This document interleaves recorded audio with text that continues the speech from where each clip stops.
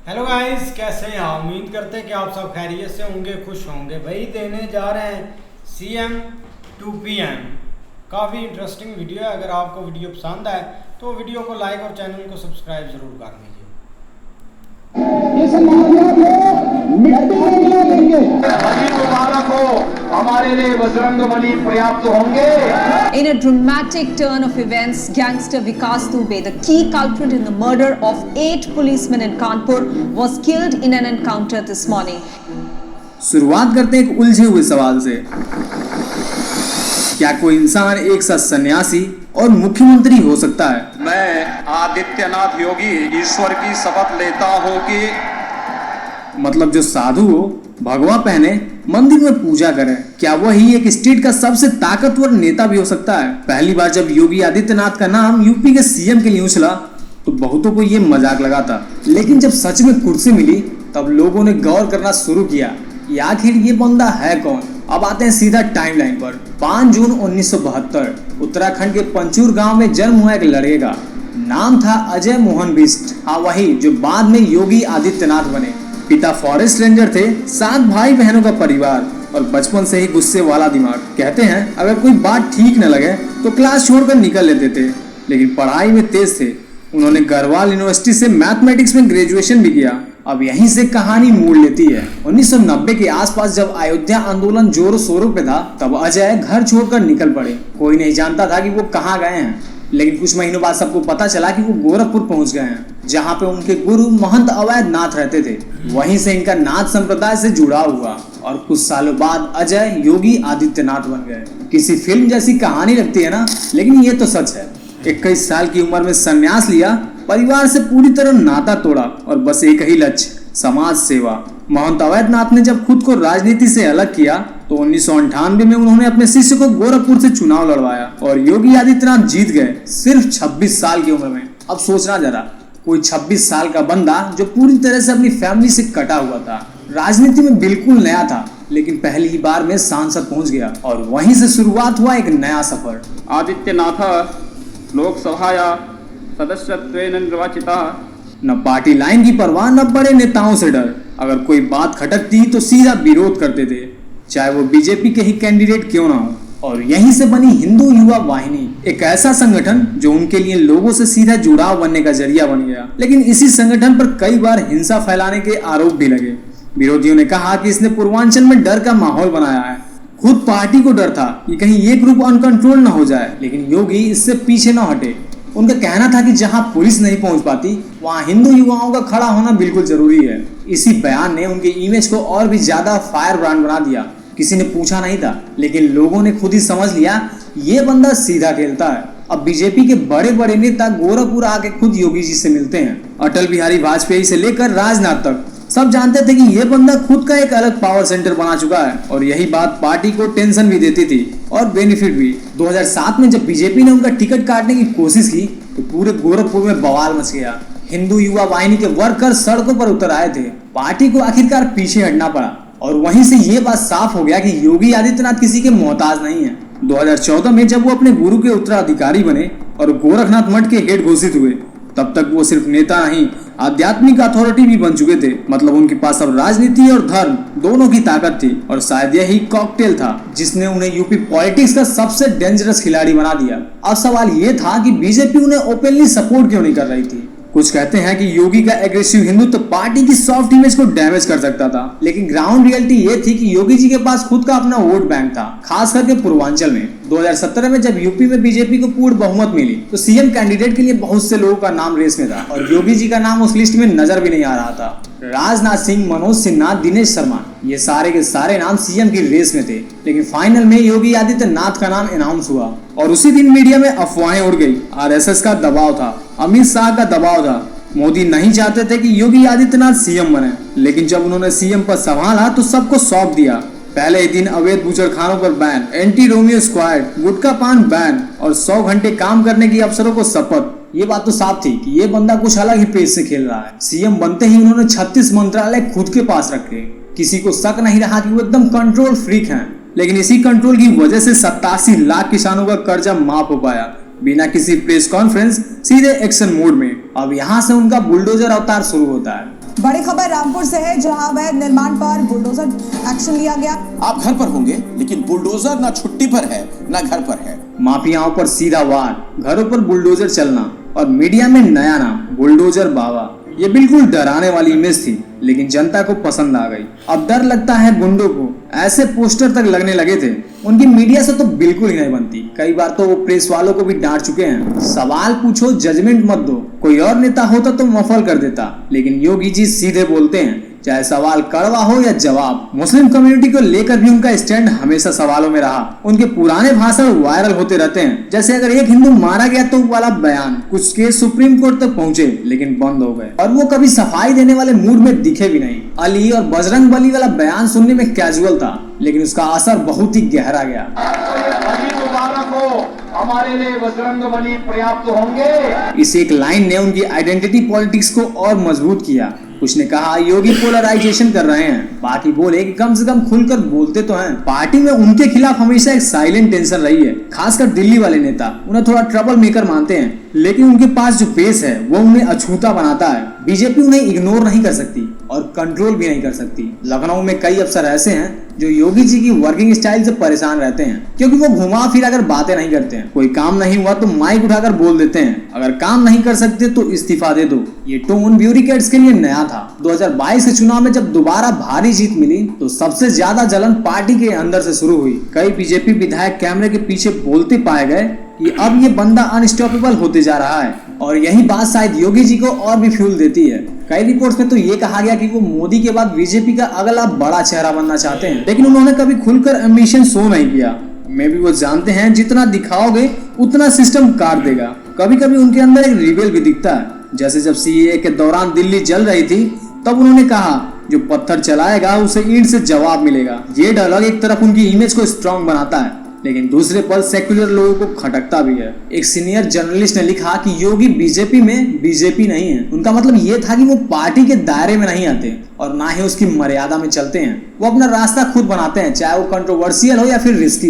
अब सवाल ये उठता है कि क्या वो सिर्फ यूपी तक ही रुकेंगे या फिर आगे का भी सोचते हैं। पार्टी में एक धड़ा ऐसा है जो चाहता है कि योगी नेशनल लेवल पर लाए जाएं, लेकिन दूसरा धड़ा डरता है कि अगर दिल्ली पहुंचे तो किसी को पूछेंगे नहीं। तो अब तुम खुद सोचो, एक बंदा जो परिवार छोड़कर आया, मंदिर में रहा, मठ का वारिस बना, संसद गया, विधायक बना, संगठन खड़ा किया और फिर खुद एक मिथ बन गया। क्या इंडिया की पॉलिटिक्स में ऐसा कोई ब्लूप्रिंट पहले कभी देखा है? और अब आता है सबसे बड़ा ट्विस्ट, राम मंदिर। अयोध्या में डिकेड से चल रहे विवाद का सलूशन जब आया तो योगी सबसे आगे दिखे। सुप्रीम कोर्ट के फैसले से पहले ही उन्होंने अयोध्या में दीपोत्सव शुरू कराया।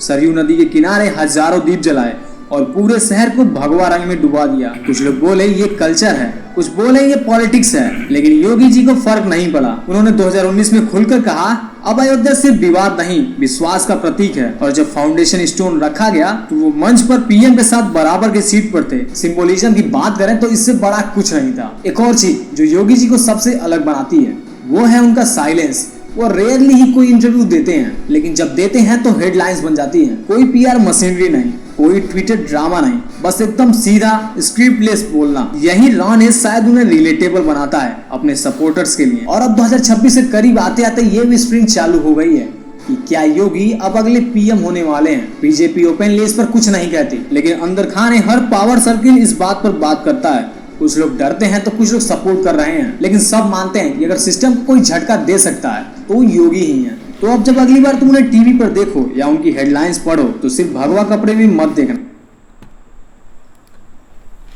वाकई यार बहुत कमाल की वीडियो थी। और देखा जाए ना, सीएम योगी पर आ जाए या उनकी लाइफ पर आ जाए तो भाई बहुत एक ना हार्ड लाइफ थी उनकी। आप देखो जो एक देशभक्ति होती है ना वो भाई किसी किसी में आती है, और हमने ज़्यादातर भाई देखा है जो इंडिया रीजन में लोग रहते हैं ना उनमें देशभक्ति ज़रूर आ जाती है, चाहे आप जैसा भी कर लें।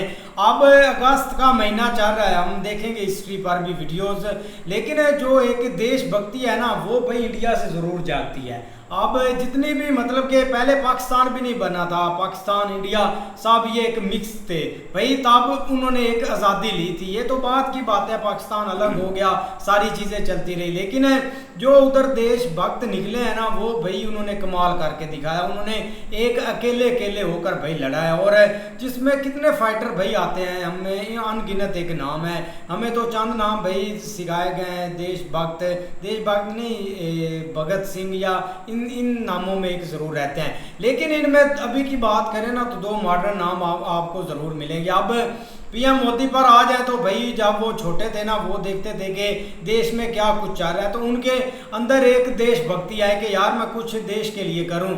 अब अभी फिलहाल ना तो भाई उनकी शादी हुई है, ना उनके पास कोई बच्चे हैं। स्टार्ट से ही उन्होंने बोला कि हमने देश का मैंने सोचना है, तो अभी तक भी भाई देश का कार्य है, जो कि कोई लीडर नहीं करता। कोई भी आप हिस्ट्री उठाकर देख ले, कोई भी नहीं करता। अगर अब ये सीएम योगी हैं भाई, ये यूपी के एक मतलब के सीएम हैं और उनकी आबादी 25 करोड़ के ऊपर अब जा रही है, तो इस बंदे ने भाई उनको कंट्रोल करके रखा हुआ।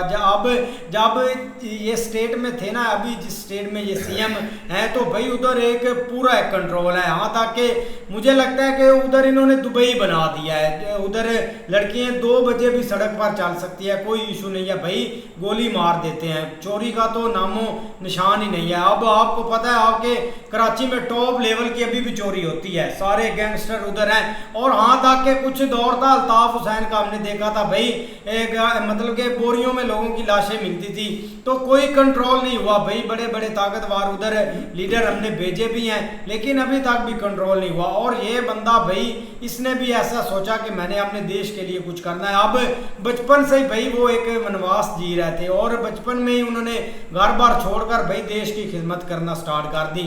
अब ना तो उस स्टेट में कोई माफिया है, ना कोई चोरी होती है, ना कोई करप्शन होती है, 25 करोड़ आबादी है उधर। यार वही बात है ना, बहुत अच्छी थी वीडियो भाई। ये जो योगी जी है ना, वो देख लें आप, शुरू से ही वो देख लें वो किस पोजीशन पे रहे हैं। स्कूल में भी उन्होंने कह रहे थे वो मैथ में उन्होंने टॉप किया, फिर वो आप आ जाएं मतलब भी गुस्से वाले थे, गुस्सा नज़र आता है उनके चेहरे से, वो देख लें। फिर वो उन्होंने घर भी छोड़ा, वो देखे फिर वो जो बने, वो मंदिर के जो बने, वो सरबराह बने, फिर वहाँ से पॉलिटिशियन में आए, पॉलिटिशियन में जीते। भाई जो बंदा मेहनत करता है ना, उसको मेहनत का फल भी मिलता है। अब सीएम से पीएम में लाजमी बनेंगे भाई, सबसे ज्यादा जो डिमांड है ना इनकी है। हाँ वो देखे ना भाई, क्राइम भी खत्म किया उन्होंने उस जगह से, उस स्टेट से उन्होंने क्राइम भी खत्म किया है, हर चीज को इन्होंने वहां से खत्म किया है भाई। बहुत अच्छा अपने मुल्क के लिए ना भाई लॉयल होना चाहिए भाई। और भाई जो सबसे बड़ी एक डिमांड है ना उनकी, आप देखो एक पार्टी में जब विवाद होते हैं, पॉलिटिक्स बहुत बड़ी गंदी चीज होती है, पार्टी वाले ही खिलाफ हो जाता है, लेकिन जो सबसे ज्यादा इम्पोर्टेंट होता है ना वो अवामी सपोर्ट होती है। अब हमारे पाकिस्तान में ऐसे ऐसे लीडर हैं जिनके पास 25 यार आपने वो अल्ताफ हुसैन की बात की थी। हाँ वो भाई ऐसा बंदा था, वो जो वोट देने ना जाता था उसको, वो घरों से भाई घरों से जीप के पीछे बांध के लेकर जाता था उनको वोट डलवाने के लिए। बदमाश था वो बंदा, बदमाश। बिल्कुल यार, वो तो एक जुल्म उसने किया है, लेकिन ये कि एक अगर सीएम योगी की हिस्ट्री पर चले जाना तो वो काफ़ी प्यारी भी है, स्ट्रॉन्ग भी है और काफ़ी खतरनाक भी है। एक इस तरह है कि भाई सबसे पहले तो उन्होंने अपना घर छोड़कर वनवास किया, उसके बाद एक 26 साल की एज में भाई एक पॉलिटिशियन बनना और इतना स्ट्रॉन्ग हो के आगे आना एक पार्लियामेंट में, तो वो एक काफ़ी आगे की चीज़ होती है। लेकिन ये कि एक क्राइम की दुनिया जो थी ना, वो भाई जितना क्राइम एक कराची में होता है ना, इससे भी ज्यादा या इसके जैसे आपको यूपी में मिलेगा। यूपी में भी इतना ही था, वो अब इधर इन्होंने भाई एक ऐसे मारा है लोगों को, एक जा रहे थे भाई, एक पुलिस वालों ने निकाला था, वहीं जो एक चाचा था या वो भाई दोनों भाई थे, उनको वहीं कत्ल कर दिया। वो मेन जो सबसे बड़े वहां पर बदमाश थे। और उसके बाद कोई चोरी करता थे, मुसलमान थे भाई, जो गलत कर रहा है उसका तो भाई कुछ भी नहीं आना, चाहे जिसने भी एक गलती की है, चोरी की है, कत्ल किया, जो भी है भाई वो खत्म ही समझो। लेकिन वहां पर उन्होंने भाई एक स्ट्रॉन्ग है ना, एक अपना हाथ रखा हुआ है। हमारी 25 करोड़ आबादी है, लेकिन हर तरह से कितनी हुकूमतें इसको कंट्रोल कर रही हैं, लेकिन फिर भी उस तरह से मेंटेन नहीं कर पा रही। लेकिन उन्होंने भाई अपना जो यूपी है, अपनी स्टेट को एक सबसे आगे लेकर आए हैं, जो सबसे पीछे स्टेट थी ना, अब उसकी इकोनॉमी चेक करे भाई, पता नहीं कहाँ कर वो लेकर जीडीपी को उनके चले गए हैं भाई। बहुत ज्यादा एक योगदान है उनका और एक अच्छे लीडर हैं आगे भाई। मौलवी साहब बोले, मौलवी साहब भाईजान समझ आइए क्यों नहीं आई। भाईजान जो वो फैसला करता है ना, वो किसी डर या खौफ की वजह से नहीं करता है, वो बेखौफ होकर फैसला करता है और जो फैसला वो कर लेता है वो एक आदमी फैसला करता है क्या वक्ती सर आवाम को परेशानी या मुश्किलात पता लगता है, लेकिन वो सही बात करता है, अटल फैसला करना चाहिए। इधर जो फैसला करना पड़ता है ना, वो 1000 बार सोचते हैं कि हम ये बात करनी है कि नहीं करनी है, ठीक है ना। वो अपना जनरल साहब और ये हो गए या ऊपर वाले अमले हो गए और हो गए, उनसे वो पूछेंगे, साइन कराएंगे तो बात करेंगे। भाई वो अपना फैसला अपने दिमाग से करता है, किसी से पूछताछ कर नहीं फैसला करता है, और इस तरह के लीडर कामयाब होते हैं। ऐसे ही है, वो बहुत कामयाब हो गए। नहीं भाई, सीएम से पीएम जब डिमांड बढ़ जाती है ना, यही एक बहुत तो भाई वो बनेंगे अगले जो है भाई, लोग पीछे खड़े होते हैं भाई। जब आप काम ऐसे करते हैं ना तो ऑटोमेटिक पब्लिक आपके पीछे चली जाती है। लेकिन पाकिस्तान में हमने भाई देखे, मेरी बात सुनो, लीडर हैं 25-25 करोड़ अवाम उनके होते हैं, एक इस्लामी टच दे देते हैं, बातें पता नहीं आसमान की कर दी पता नहीं किधर के, लेकिन काम कुछ नहीं करते। भाई की बात सुनिए ना आपने, वो वीडियो में कह रहा था बीजेपी ने भाई इनको मारने की कोशिश की थी और नहीं है भाई। आई बीजेपी इनकी अपनी पार्टी है, लेकिन पॉलिटिक्स जब होती है ना और जब खिलाफ था इनकी, यार भाई पॉलिटिक्स में ये लोग बैठे होते जो बोलता है कि ये बंदा मरवाने की कोशिश की थी, जब वो भाई ने बताया वीडियो में, जब मरवाने की हटाने की कोशिश है, हटाने की या जो भी, वो आवाम सड़कों पे नहीं निकल आए भाई। तो ये बंदा पसंद था तो वो आए थे, ये अवामी सपोर्ट होती है। इमरान खान के पीछे 25 करोड़ लोग थे, दुम्बा बांध के बैठा। जब तक आपके पीछे स्टेट नहीं ना होगी बंदा कामयाब नहीं हो सकता। इनके पीछे स्टेट नहीं, इनके पीछे स्टेट, इनके पीछे भाई लोग हैं, और जो भाई इन्होंने काम उधर किए हैं वो एक बोलते हैं उनके, जो करप्शन खत्म करना सबसे बड़ी बात होती है। लोग जो होते हैं जब इंसान के पीछे अवाम लगती है ना, जब अवाम से इंसान को मकबूलियत मिलती है तो फिर स्टेट को भी उसको अपना एक्सेप्ट करना पड़ता है। जब अवाम पीछे हो ना तो स्टेट को भी नजर आ रहा होता है कि इसके पीछे इतनी अवाम है, ठीक है, ज़ाहिर बात है। जब स्टेट इसके साथ ना होती तो ये बेचारा पता नहीं कहाँ पे होना था। यही सिस्टम हमारे मुल्क में है। अगर ये हमारे जैसे मुल्क में होता ना तो ये बेचारा कब का उन्होंने आगे पीछे कर देना था। ये होता है अवाम की मैच्योरिटी का फायदा। उसके पीछे इतनी अवाम थी और उसकी स्टेट को पता था कि अगर इस आदमी को कुछ हुआ तो ये स्टेट को अपना अवाम कुछ भी कर सकती है यार। उसने पहले अपनी अवाम को अपने जज़ब किया अपने अंदर है। वही बात कर रहा हूँ ना, वहाँ पर ये नहीं है भी आर्मी आएगी मार डालेगी, ये कर देगी वो कर देगी। वो ये स्टेट क्या होती है? और स्टेट, मैं आर्मी की बात कर रहा हूँ भाई।